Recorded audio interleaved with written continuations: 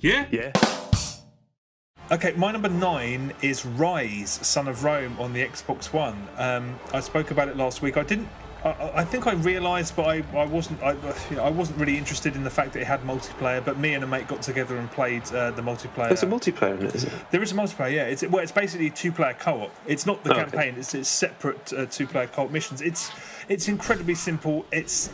You and your mate walk out into a coliseum. You're basically in a coliseum like Gladiator, except there's all these moving platforms and stuff, and you have to entertain the crowd.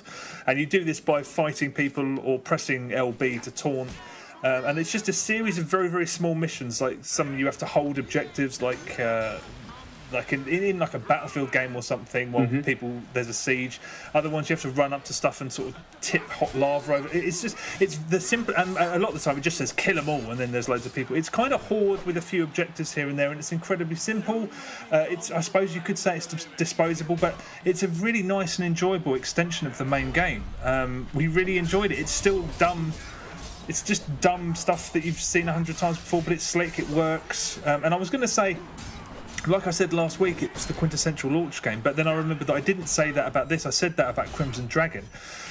So I guess, if anything, that sort of illustrates that you can't really define a launch game that easily. But I've played games like this. I couldn't think of any off the top of my head.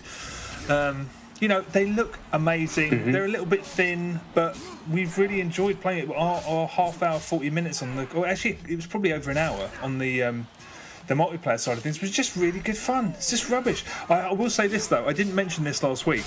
As great as Ryse looks, and I think it's the best-looking Xbox One game, first of all, when you put the disc in, it installs it, and that takes anywhere between 5 and 10 minutes. And then you start the game, and then you click on campaign, and then another loading wheel comes up, and that took 22 minutes. Jesus Christ. Yeah, so all in, it's like maybe just over half an hour before I'd even started the game. I forgot to mention that. So you can't jump in like you can on some you games?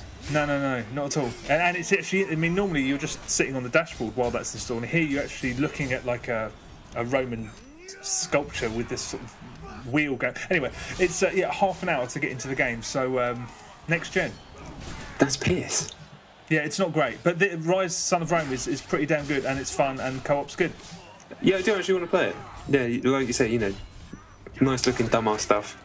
Yeah, I dig a bit of that, a bit of limb hackage. Yeah, there's nothing wrong with that.